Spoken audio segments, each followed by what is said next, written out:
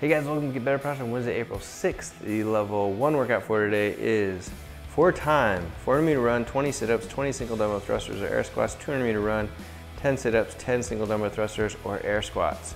So I've got a quick one here today. It's a sprint and it's going down as we go. So you start off with the 400-meter run and the 20s, and you go to the 200-meter run and the 10s, and then you're done. You've got more thrusterish movements coming at you, more core.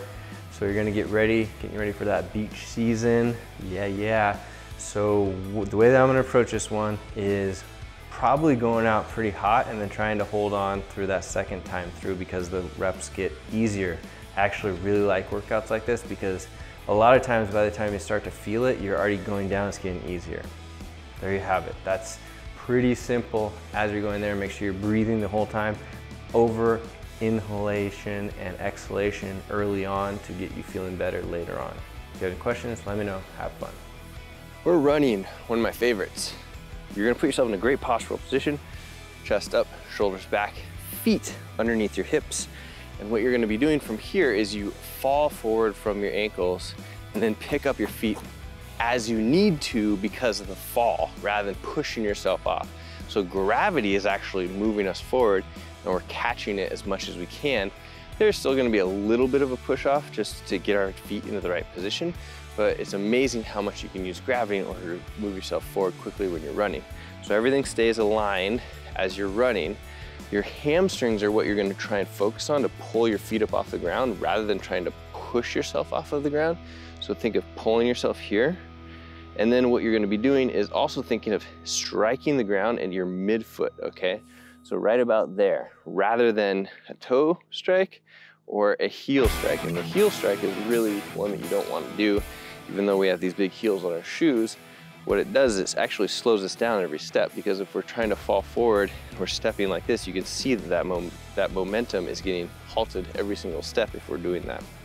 The other thing is that it puts a lot of stress on our joints. So we find that heel strikers have more injuries than people that are having a nice, solid, good strike. Then we're doing a really quick, fast turnover, so almost as fast as we can for a maintained period of time, because that's also been shown to have less impact on our bodies than taking really big strides. And it does make sense when you break it down with like how much weight and impact you're gonna have into the ground with a big stride versus a small stride. Then what we're gonna be doing is looking at our upper body. So we're gonna be acting kind of like a robot where we're trying to clean a big, thick piece of glass, just like this. And that's because we're trying to go in a forward direction rather than, if we have over rotation, you see how it turns our body?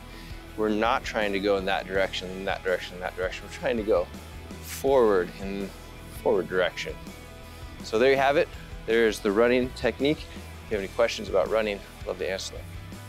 For sit-ups, we're gonna lay down on the mat here, all the way down, putting our feet together with a bent knee.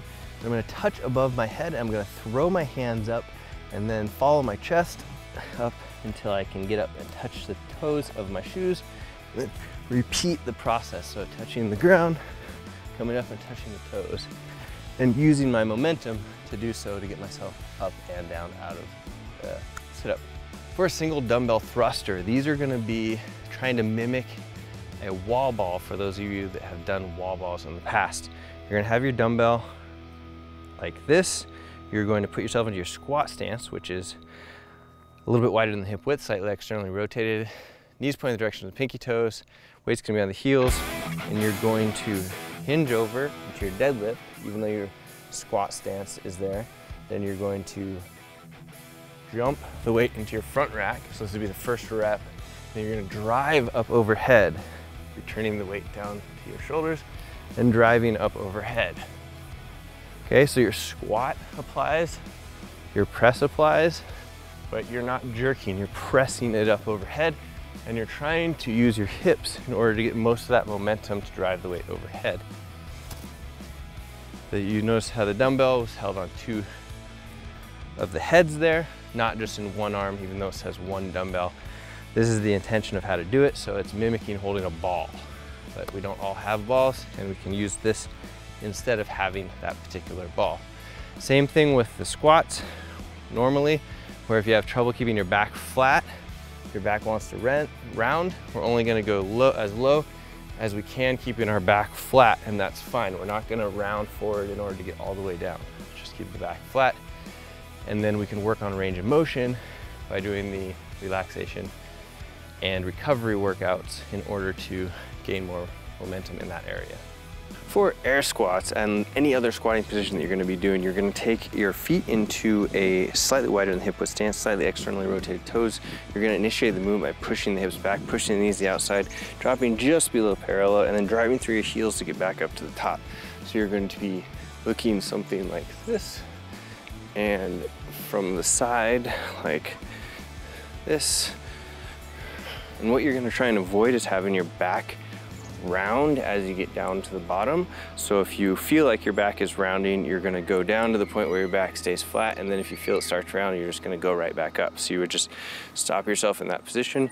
The other thing you can do is push your knees to the outside in order to get yourself into a lower position with a flat back, and push your knees forward. So you start by initiating hips back, hips back, hips back, and then push the knees forward in order to drop yourself down into a lower position. That's totally natural and fine as long as you're pushing your knees to the outside towards your pinky toes.